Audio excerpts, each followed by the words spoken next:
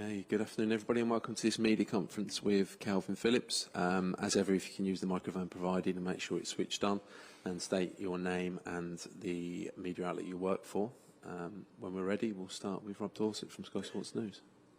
Hi Kalvin, how are you? Yeah, I'm good, thank you. How are you? Yeah, I'm all right, thank you, mate. You've played in the Euros final against Italy, which was a huge, huge match. How does a World Cup quarter-final against the world champions France compare? Yeah, obviously, you know, I didn't obviously believe that I'd be able to play in these games, but you know, with the hard work that I've done, you know, I got the chance to be involved in the squad and, you know, hopefully make an appearance against France. You didn't believe you'd be fit for the tournament, or? No, I think it was just obviously, you know, we've been injured so much over the past year or so, and then obviously having the shoulder injury just before. Obviously, deep down, there was always a chance that I wasn't going to be involved, and I kind of just settled with that once I got the operation. I just thought, if anything, I'm just going to work as hard as possible to get back fit for, you know, after the World Cup, and you know, luckily I was involved and I'm fit enough now. So, how has your World Cup experience been so far, with all of that in mind? Because obviously you were such a key part of England's run all the way to the final of the Euros. You never missed a minute. But because of this shoulder injury, you've had to take a bit of a bit part in this one. You haven't started any of the matches. Does that make it a very different experience from your perspective? Not really. I'm still enjoying it. I'm still, you know, having loads of fun. Obviously, I'm not playing as much, which, you know, it can be frustrating. But when you look at the players that are playing in front of me and how well they're playing, then I can't really argue. I've just got to keep on working hard and make sure I get fitter and fitter throughout, you know, the weeks I've been training, and you know, when I come on, try and make that impact, or try and, you know, be as solid as, you know, as I possibly can to, you know, help the team. Declan Rice missed training yesterday. If he's not fit and available, you ready to go? Yeah, but I believe Deck is fit anyway. He's back in training today, and you know, he felt fine. So yeah, if you know, if all goes wrong and Deck won't be fit, then you know, obviously I'd do my best to try and complete the 90 minutes. Yeah. Good luck. Thank you. Hiya, Anthony Perks, BBC News. Raheem Sterling comes back tomorrow. How much of a lift will that be for you guys? Yeah, a massive lift. Raheem's an amazing player, and obviously I had to fly home to deal with what's gone on, and you know, we're just happy that everything's all right, and you know, he can rejoin us and, you know, play a big part in the next game, which we're really looking forward to. It's his birthday today. Have any of you sent messages? Have you spoken to him? How is he? It's Raz's birthday today. Yeah? I didn't know. So take it you haven't messaged him. No, I haven't messaged him yet, but I'll make sure that I go out my way to message him. Obviously you say Declan's trained today. Mm-hmm.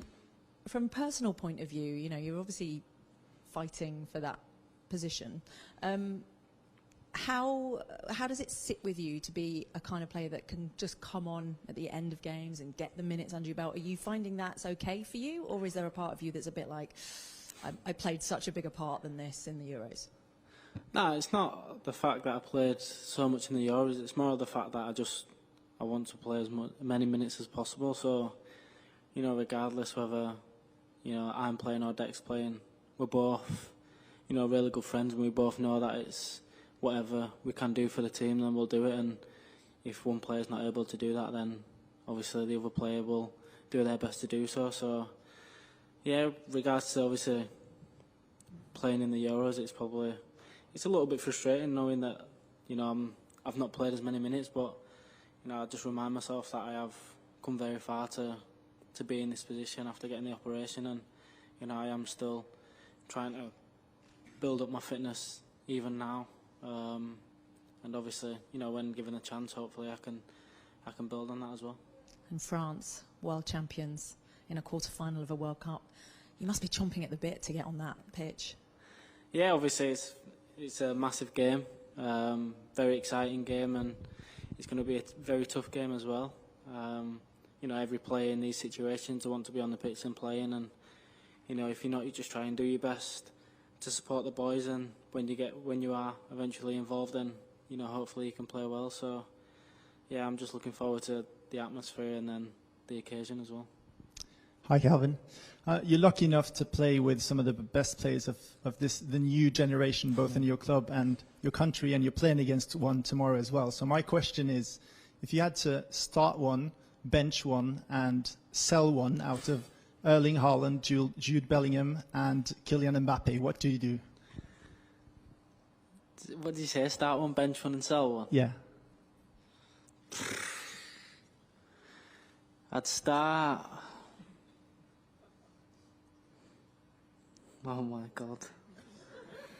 I'm going to have to say I'd start Jude. Love Erling. But I reckon if he came off the bench then he'd still get an hat-trick anyway. And then sell Mbappe because he'd probably get the most money, so... Good answer, thanks. Kalvin, really special moments full-time at the Al Bayt Stadium, Sweet Caroline being sung as it was again in the Women's Euros in the summer. It's a bit of home advantage. 2 games now, it's starting to feel pretty familiar to the team, isn't it? Yeah, it's obviously the support through the group stage has been amazing, but especially the Wales game and the Senegal game has been, you know, it's been massive for us. And obviously, I don't want to sound a bit too cliche, but it's been like the 12th man pushing us on, and yeah, they've been amazing. Obviously, seeing all the reactions to the fans back home as well has really given us a lift. So, you know, hopefully we can keep making them happy and keep helping them party back home and carry on in this tournament. So. Playing in the back 4 really well at the moment, but back 3 during the Euros really helped keep the ball at some of the tougher opposition. Yes, the word more pragmatic, but against big teams when it mattered, that helped. Because you were so consistent in that, would you be very comfortable, are the team quite comfortably switching between different formations at the moment? Yeah, I think for me, when I played at Leeds, I played under a manager that changed formation every time, every 15 minutes. So, you know, I was quite used to changing formation. Obviously, I played in that deeper number 4 role, but, you know, I did change positions quite a lot. I played centre half and stuff like that. So, yeah, I feel like obviously if that happened during a game or if we needed to change formation, yeah, I'd be very comfortable doing it. So. And you mentioned a certain Marcelo Bielsa there, who has also been briefing other teams in the build-up to this tournament. He gets all the respect in the world. Got you all promoted at Leeds, but hasn't won a major tournament. Gareth Southgate's got England all the way to the semi-finals of a World Cup and the finals of a Euros, and people don't think he can make the big decisions. What's your interpretation of that from the mind of Marcelo Bielsa to Gareth Southgate? How do they compare, or what similarities do they have? They're obviously very different, but you know, I think people underestimate how good a manager Gareth Southgate is. You know, he's for the last 3 years I've been with England. He's been amazing. He's done really well. Obviously, this summer we didn't have great results, but you know, you could put that down to many different reasons. But I think what he's done with his team and how he's nurtured the team into, you know, winning games and being one of the best countries in the world at playing football. You know, a lot of people don't give him credit for that, and you know, you can't forget that he's got very tough decisions to make as well, where if players not, obviously unbelievable players that maybe be on the bench and not play, and then you know, leaving them out as well. So, you know, it's very, obviously I understand that it's a very hard position that Gareth's in, but I think he's been unbelievable since I've been with England, and the way he treats us all. He's an unbelievable manager, and obviously he's got great coaching staff around him as well, which help us a lot. Kyle Walker, how fast is he? Is that pace all back? Yeah, Kyle Walker's the quickest player I've ever seen play football. So, nice. A lot of people obviously ask that question: how fast is he? But you know, you can't really put it into words how quick he is. You just got to see him out on the training pitch, or you know, 1v1 against a really quick player as well, which you know we'll see in a few days. And there was a lot of talk about question marks over Harry Maguire, but there was question marks really about the partnership he had with John, and he's had an excellent tournament as well. How much of that have you seen at club level that you're unsurprised about now? Who, John? Yeah. No, I believe that John's one of the best centre-halves in the world right now. I'm not just saying it because he's at England and because, you know, I'm good friends with him or he plays for Man City. I genuinely believe that, you know, he's one of the best centre-halves in the game at this moment in time. And I think, you know, the way he plays at City, he's brought into this England team and he just seems so comfortable doing that. And, you know, he's very composed on the ball, obviously defends really well, and, you know, going forward is probably one of the best centre-halves you can have distributing the ball. So for me, I believe, you know, Johnny's one of the best centre-halves in the world right now, and his partnership with Harry is an amazing partnership as well. They understand each other so well, and, you know, they obviously feed off each other, help each other out in certain situations, and, you know, I think, you know, as of now, it's been probably the best centre-half partnership in the World Cup. So You've got the biggest smile on your face with just the mention that you could play in this. It seems like it's more a case of less trepidation that this could be the final that's come early and more counting the sleeps to the moment. No, obviously we're all very excited. We know it's going to be a massive game, and I think every one of us, you know, is excited to just get out there and try and do his best for the country and make the country proud and make ourselves proud as well. So, you know, it's a game that we're all looking forward to, and yeah, obviously we look at each game one at a time. So, you know, it's France in a few days, and then hopefully after that we'll play whoever's next. Someone from Tencent. Hi, Kalvin. Hi. We've already seen 2 penalty shootouts in this tournament. How's the team feeling about maybe having a penalty shootout in the France game? And have players talked about who's up to take a pen? I think over the tournament we've practiced quite a lot of the penalties in real situations. We've obviously lined up as 2 teams and took penalties as if it was going to happen tomorrow. So now I think, you know, we're very confident in ourselves. If it did go to a penalty shootout, we're very confident in ourselves to make that difference to obviously win the game. So, and we've got amazing penalty takers anyway. So, you know, hopefully it don't go to that. But if it does, we're very confident. So, are you up to take a pen? Am I? I think to be honest, I'm very easy. I'm kind of an easy person.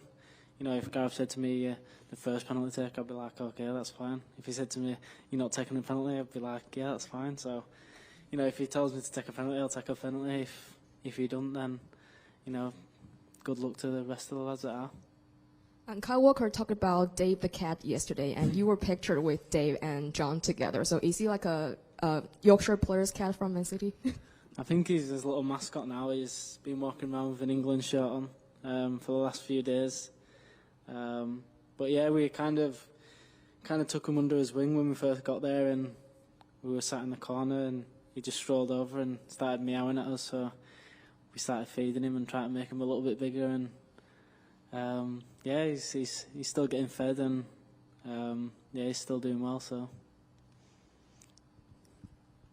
Hi, Kalvin. David from Radio France International. Yesterday, there were a lot of questions related to Kyle Walker and Kylian Mbappé. Some French fans reacted by saying that Mbappé has just to attack Maguire if he wants to score goals. Are you still surprised by the level of mockeries that target Maguire? And of course, Maguire is a big boy and a great professional, but did you guys at some point to protect and support him from all these attacks?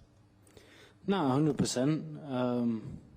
Yeah, I know Harry Maguire's not played as much football as what he probably would have liked to this season, and he does get a little stick, which I think is very undeserved. I think he's a top professional and a great footballer, and all you have to do is watch, you know, England in major tournaments, and, you know, when he plays for Manchester United, I think, you know, he's one of the best defenders, and I think for England he's been, you know, one of the top defenders for a long, long time, and especially in tournament level, he's always been that player that you know, when we've got set pieces or, you know, when we need to block or when anybody needs to make a challenge, he's always the first one to do it, and he's always the first one to get his head to the ball. Obviously, he's scored some very important goals as well, and you know, I think a lot of people kind of, because he's been obviously mocked quite a lot the past few years, I think he's just the first one to go to. If you know anything bad happened in the England team, he'd be the first one to be for anything to be said about. So yeah, it's very undeserved, and you know, like I said, I think if you look at the major tournaments he's played in and how well he's done, then you can't really mock him because he's been unbelievable. So. Hi, Kalvin. Joe from Sky News. Obviously, it's been quite a tough few months for you since the move to Manchester City because of the injury and not starting in this tournament as you would have hoped. How have you kept positive mentally through this period? Just with the lads around me, to be honest. Obviously, I've seen my family as well, which has been a big boost. But you know, I think you know the lads that I've been training with every day, that also, you know, haven't played as much as what they'd liked and haven't started. You know, they've kept me going through it, and you know, there's been a couple of days where I've obviously gone into training feeling down because you know I felt like you know I could have played, or you know I wanted to be on the pitch and it didn't quite happen. You know, they've always had the arm around me and helped me a little bit, and you know, same with my family as well. I think you know the time that I spent with my family has just been you know quality time to just take your mind off stuff like this and you know help you just reset, and when you get back into camp, obviously I've been a lot happier. So yeah, I think you know the lads have been great with me, and you know obviously you do get frustrated sometimes, but you know you got to look at the bigger picture, and the bigger picture is how the team progress and how you can play that little role in the team that will help them every single day, and you know I'm prepared to do that. So. Hi, I'm Edson Viana from TV Globo Brazil. Good afternoon. Rabiot said yesterday that this is a match that could be decided in the midfield because of the characteristics of the players. Do you agree with that? What do you think that could decide this match? Obviously, I think any game really is decided by, you know, the middle of the park and who's playing in the middle, but, you know, it's still 11 England players against 11 France players, so, you know, regardless of whether, you know, one midfielder is on top of the other, we've still got, you know, a lot more other players that can make a difference, so, you know, we know it's going to be an amazing game, it's going to be a very tough game, and like I said before, we are looking forward to it. It's going to be a tough challenge, but you know I think everyone in this England camp's up for it and ready to play if called upon. And when there's a match with a player like Messi, Mbappe, Harry Kane, Neymar, these huge guys, how does that affect the defense of the other team, the motivation to face a guy like that? Of course, there's 11 French guys, as you said, but with a guys with this size, how does that affect the team? Thank you. To be honest, it hasn't really affected us that much. Obviously, we know that Mbappe is, you know, a good player, and he's been one of the top players for the last few years, and he's probably going to be, you know, one of the best players in the world. But we just focus on what we've got to do, and you know how we can stop not just Mbappe, but you know Giroud, Griezmann, you know everybody from their team, and you know that's the tactics we've been working on. Is not just to stop Mbappe, but to stop the full team, and you know, if there's anyone that I'd like to put up against Mbappe to stop him, it's Kyle Walker, because I believe that, you know, he's an unbelievable defender, and probably the only one that's quicker than him as well. So, yeah, obviously we're looking forward to the game, and it'll be a tough match. Hi, Kalvin. Welcome to the French TV. Sorry for my accent, French accent. No worries. Just a question about the midfield too. We all speak about Walker and Mbappe, but it will be a big battle on the midfield against French team. What could be for you the best midfield of the England team to try to beat the French team? That's an hard question, to be honest. I think, you know, the lads that have been playing, you know, regularly throughout the group stage, I think Deck, John Henderson and Jude Bellingham, have done unbelievably well. But you never know. I think, you know, they're the three right now that obviously I'd choose to play in that game. Hey, Ramas. I choose to play in that game just because, you know, they've done so well so far, and yeah, we've had really good results since they've been in the team. So, but I think anybody who gets called upon, whether it's me, whether it's Mason, whether it's anybody else, Conor Gallagher, I think we'd be ready for the challenge, and you know, be ready to do everything to make the team, you know, be successful. Hi, Kalvin. Sorry. Hi, Kalvin. Oliver Kay from The Athletic. When you look at the teams who've won recent tournaments, Spain, Germany, Portugal, France, Italy, and the way they've gone about it, are there things you can learn from those teams, tactically, psychologically, so on? And have you and the staff spoken about that and about France in 2018 in particular?